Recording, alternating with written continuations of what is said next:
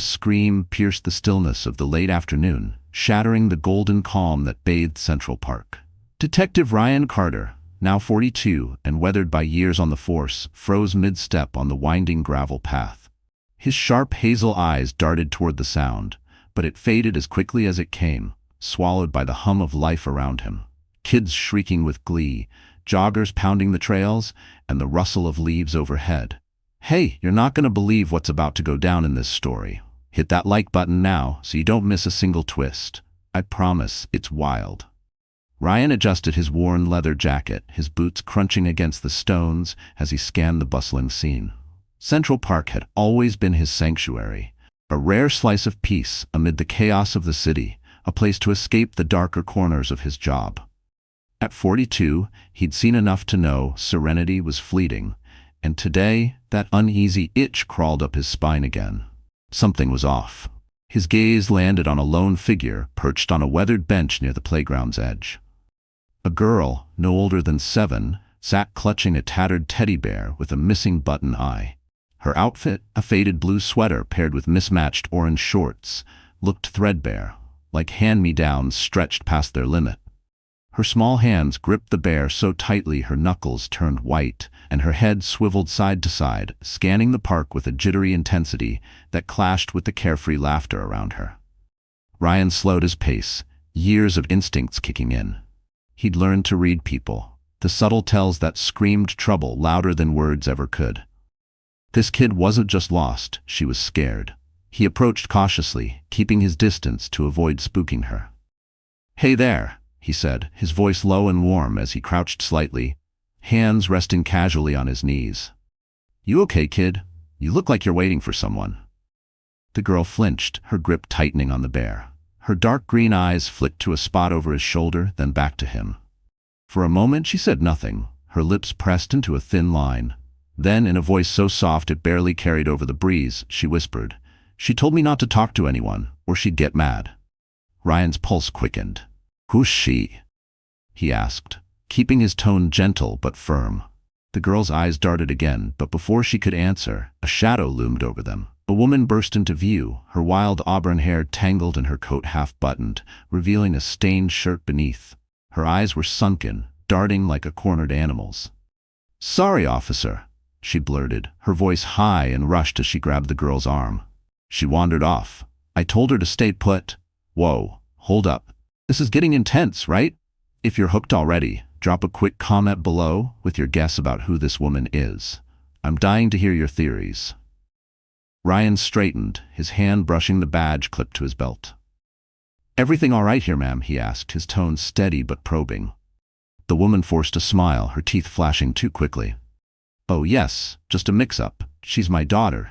Kids, you know, always running off."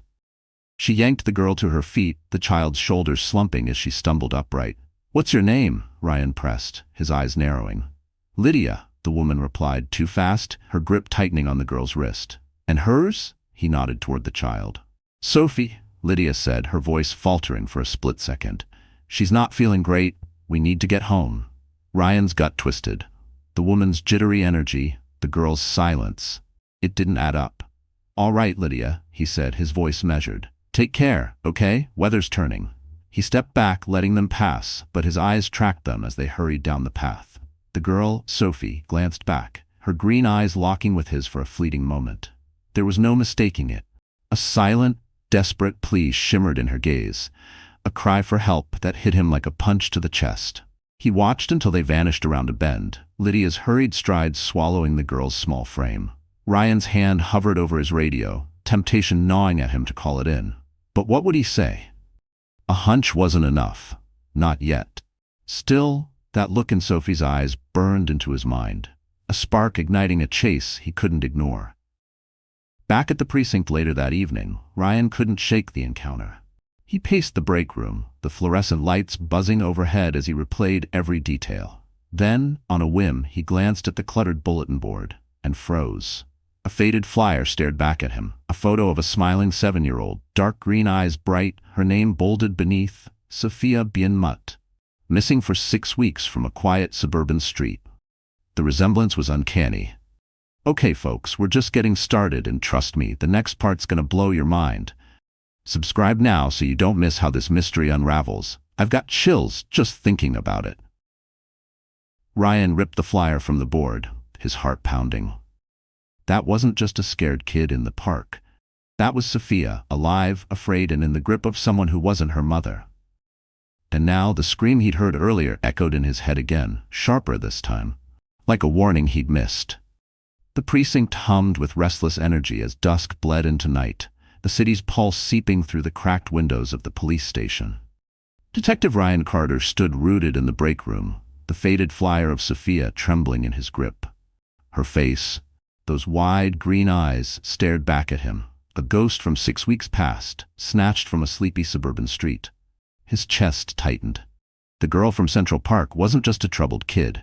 She was Sophia, and every second he'd let her slip away gnawed at him like a fresh wound.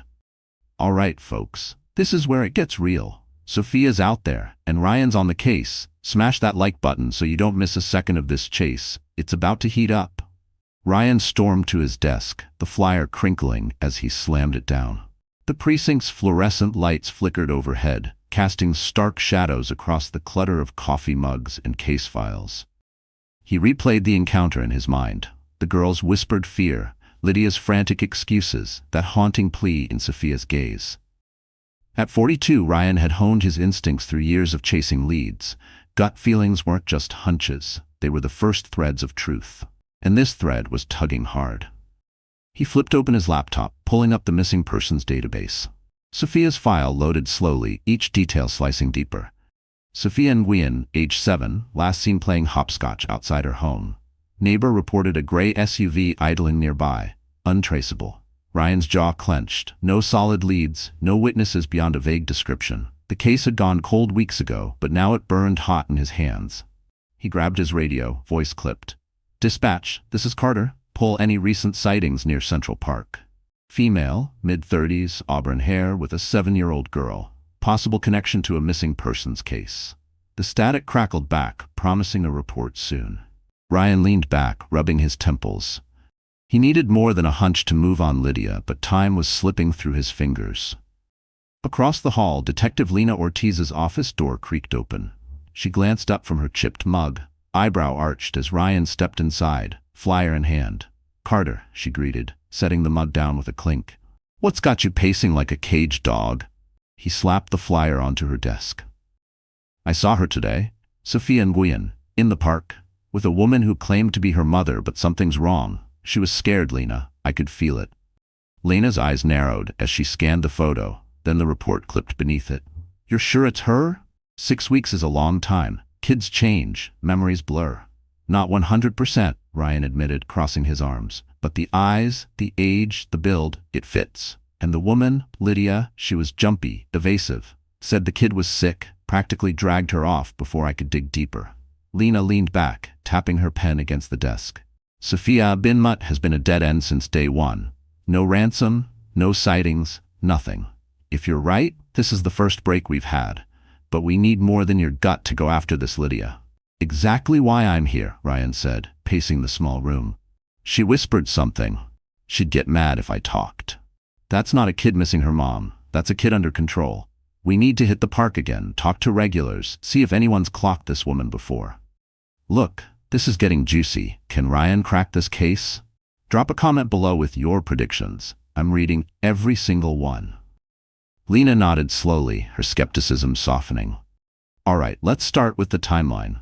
Pull the original witness statements. See if anything matches up. That gray SUV might tie in if we can place it near the park. She opened Sophia's file again, flipping through the pages. Neighbor saw it at 3 p.m., the day she vanished. But no plates, no driver description. Sloppy work back then. Cracks we can use now.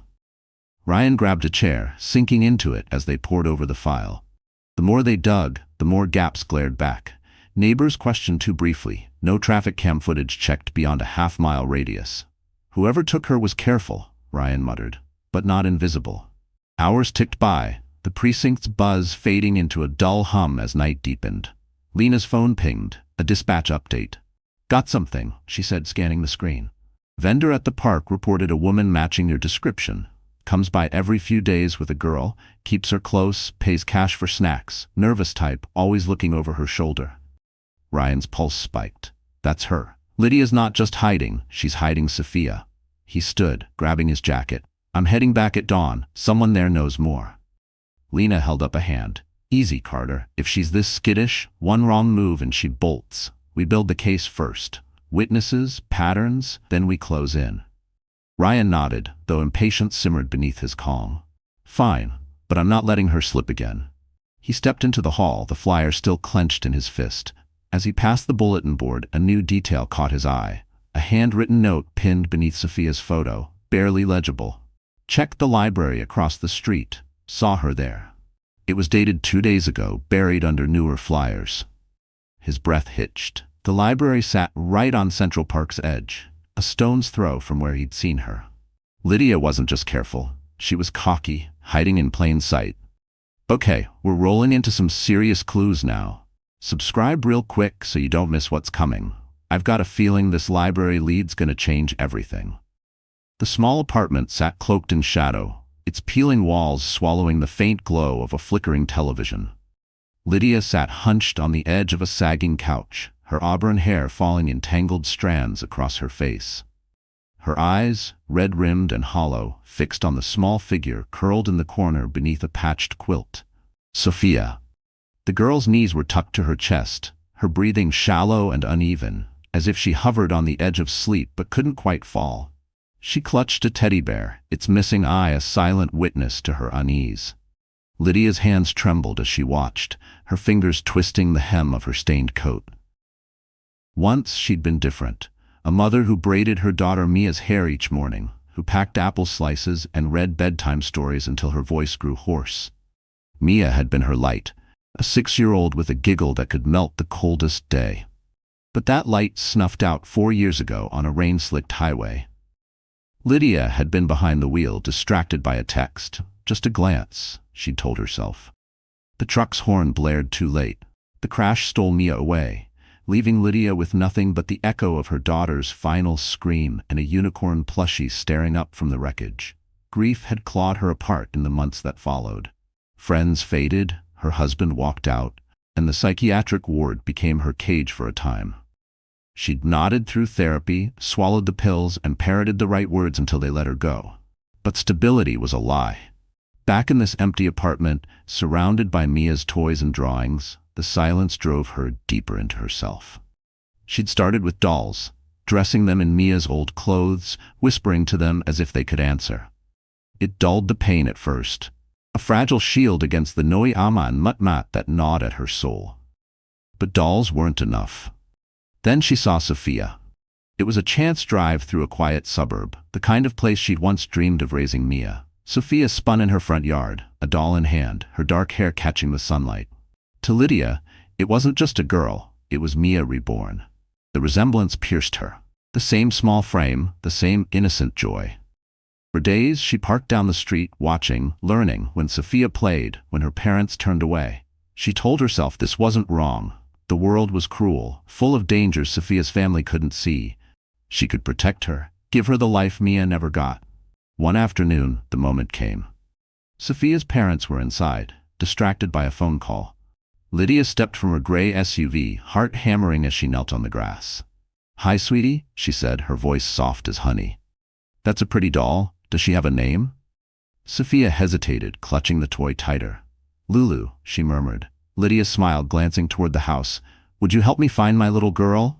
She's lost, and I think she'd like you." Sophia frowned, uncertainty flickering in her green eyes, but Lydia's gentle tone won her over. She took the outstretched hand, and within minutes they were gone, swallowed by the hum of the engine. Now, in the dim apartment, Lydia's delusion teetered. Sophia wasn't asleep. She never truly was. Her small body tensed beneath the quilt, her eyelids fluttering as if she sensed the weight of Lydia's stare. "You're safe here, Mia," Lydia whispered, her voice cracking.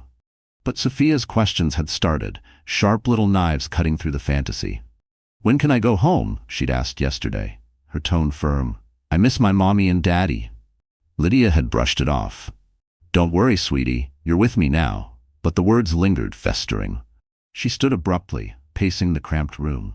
The duffel bag on the floor lay half-packed, clothes, toiletries, a few of Sophia's things spilling out. Every creak outside the apartment jolted her. Every shadow felt like the police closing in. The news had buzzed faintly on the TV earlier. Sophia bin Mutt, a case reopened, a detective sniffing too close. Lydia's breath hitched. They were coming. She could feel it. "We have to leave," she muttered, more to herself than to Sophia. She knelt beside the girl, brushing a strand of hair from her face. "Someplace safe, just you and me." Sophia's eyes opened, wide and searching. "Where?" she asked, her voice small but steady.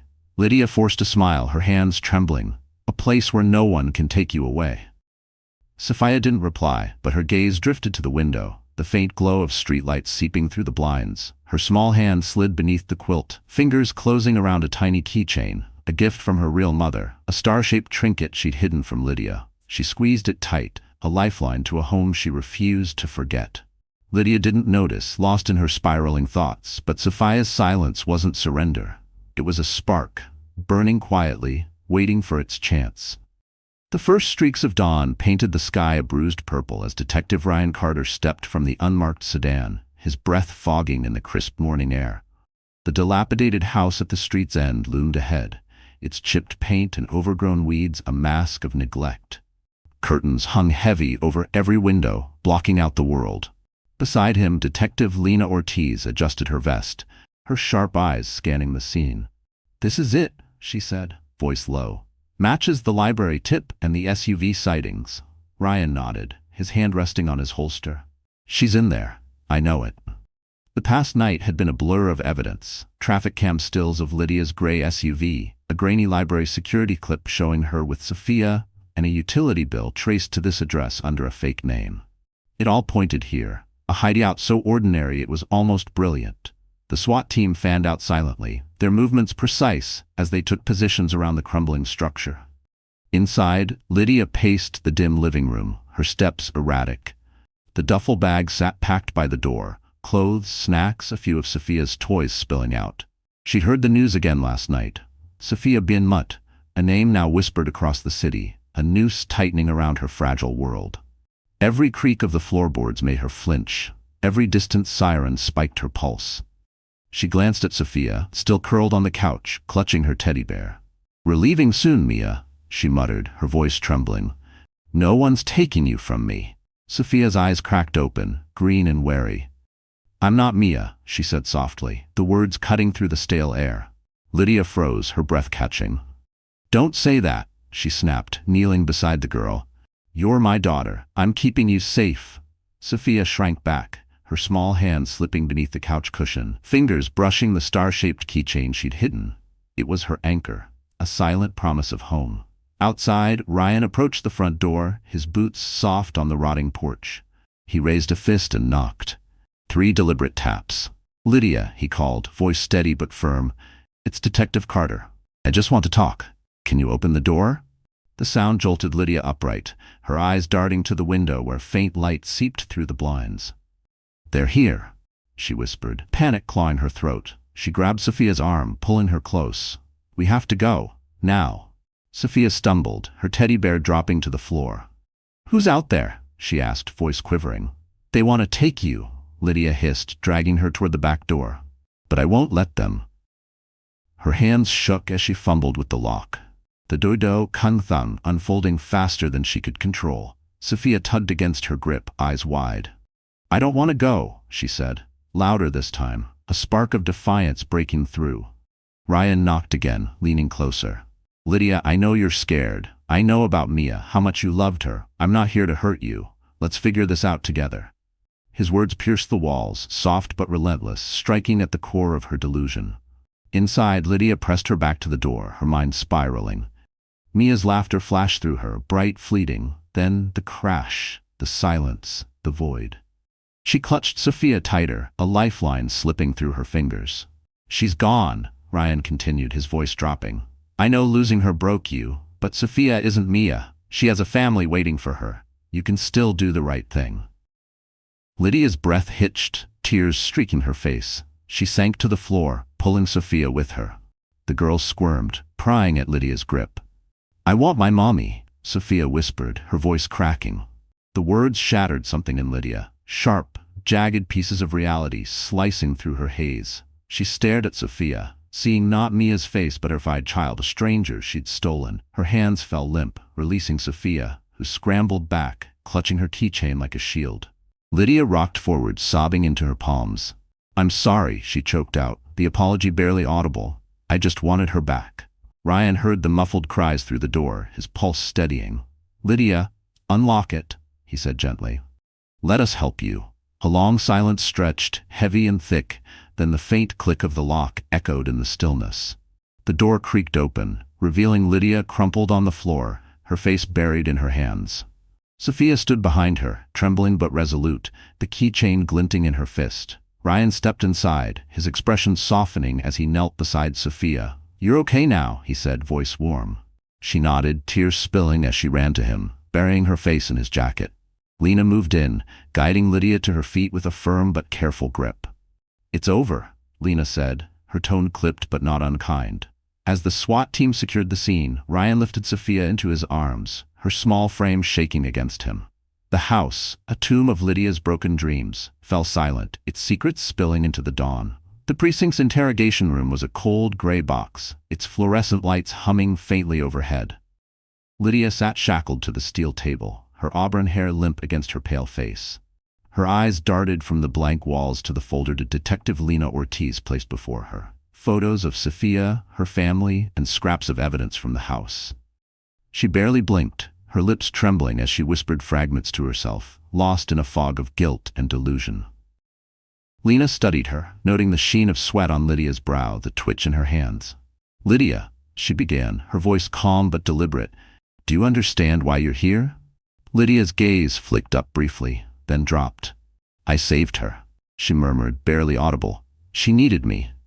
"What happened?" Lena pressed, sliding a photo of Sophia closer. Lydia's fingers curled into fists. "She was alone," she said, her voice rising. "No one watched her. The world takes kids like that. It took Mia. I couldn't let it happen again." Her words tumbled out, jagged and raw, a confession wrapped in desperation. "When I saw her, it was Mia. Her smile, her eyes. I had to keep her safe." Across the precinct, in a softer room lined with books and toys, Sophia sat on a couch, her knees drawn tight to her chest. Her green eyes scanned the unfamiliar faces until the door swung open. Anna and David Nguyen stepped inside, their faces crumpling with relief and anguish. "Sophia," Anna whispered, dropping to her knees as tears spilled down her cheeks. Sophia's eyes widened, recognition sparking. "Mommy?" she said, voice shaky. Anna pulled her into a fierce embrace, sobbing, "My baby, you're home." David knelt beside them, arms encircling them both. "We've got you," he said, voice thick. "You're safe now." Sophia clung to them, but her small frame trembled, the weight of her ordeal etched into her silence. The reunion was a lifeline, yet the shadows lingered. She'd survived, but the scars ran deep. Back in the interrogation room, Lydia slumped as Lena closed the folder. "Mia's gone, Lydia," Lena said gently. "Sophia has her own family. You took her from them." Lydia's head jerked, tears streaming. "I didn't mean to hurt her," she choked. "I just wanted to be a mother again." Lena stood, her expression softening. "You'll get help," she said, leaving the room. Outside, Ryan waited, arms crossed, his jaw tight.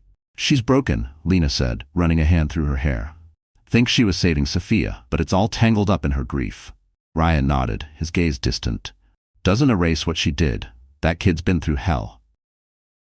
The next morning, the city buzzed with news of Sophia Bin Mutt, headlines flashing her rescue, Lydia's arrest. Public opinion split like a fault line. Some pitied Lydia's tragedy, others demanded justice for the Nguyen family. Ryan skimmed the reports, frustration simmering. "Everyone's got an opinion," he muttered, "but no one sees the damage left behind." In a sterile cell at the mental health facility, Lydia sat on a narrow cot, staring at her hands. Moments of clarity came like waves, crashing with guilt. "I just wanted to protect her," she whispered, her voice hollow. She pulled a scrap of paper from her pocket, scribbling a note she'd never send. "Sophia, I'm sorry. I thought I was saving you, but I stole you instead. Be happy." She folded it, tucking it away, a small step toward facing her truth. Meanwhile, the Nguyen household glowed with tentative warmth. Sophia's room remained untouched, stuffed animals on the bed, drawings pinned to the walls, but she hesitated at the door, gripping Anna's hand. "It feels different," she said softly. Anna knelt, brushing her daughter's hair. "We'll make it yours again, sweetheart, together." Sophia nodded, stepping inside, her parents close behind, ready to guide her through the long road of Chua Lang Ton Thun. Days later, in a therapist's office, Sophia sat cross-legged, a crayon in hand. Dr. Elise Tran smiled gently. "Want to draw something?" she asked. Sophia nodded. "The park," she said, her small hand sketching trees and swings. "That's where he found me, the nice detective." Dr. Tran watched her closely. "Detective Carter helped you, didn't he?" Sophia's lips curved faintly. "He talked to me. I wasn't so scared then." "Do you think about Lydia?" Dr. Tran asked. Sophia paused, her crayon hovering. "Sometimes," she admitted. "She was sad. She called me Mia, but I didn't like it." Dr. Tran nodded. "It's okay to feel mixed up about her. You're strong for telling me." Sophia resumed drawing, a quiet resilience blooming beneath her fear. At the precinct, Ryan sat with Lena, a stack of Lydia's medical records between them. "2 hospitalizations after Mia died," Lena said, flipping pages. "Discharged too soon, no follow-up. She slipped through every crack." Ryan shook his head. "If someone had caught this, Sophia might have been spared. We failed them both." Weeks later, Ryan visited the Nguyens. Anna greeted him warmly, though exhaustion lined her eyes. "She's been asking for you," she said, leading him inside. Sophia sat coloring, glancing up with a shy smile. "Hi, Detective Ryan," she said, holding up a drawing, herself, her parents, and Ryan under a park tree. "It's for you." Ryan crouched, taking it with a grin. "This is perfect, Sophia. I'll keep it on my desk." She beamed, a flicker of trust returning. As he left, the weight of the case lingered, a reminder of why he fought, and a question of how many others like Lydia were out there, unseen.